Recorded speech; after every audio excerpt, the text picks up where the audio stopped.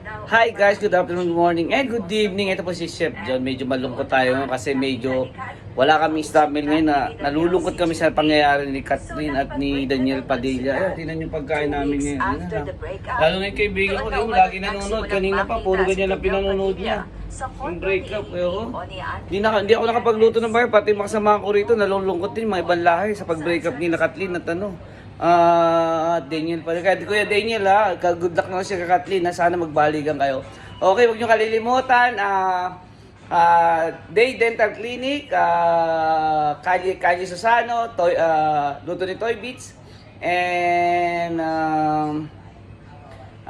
Man Kings, at huwag niyong kalilimutan ang J Sneaks, Nathan, at kay Jobert Rocker. At lagi po kayong magdadasal at huwag kayong maghihiwalay. Ang karamihan, lagi mamahalin ang inyong mga asawa.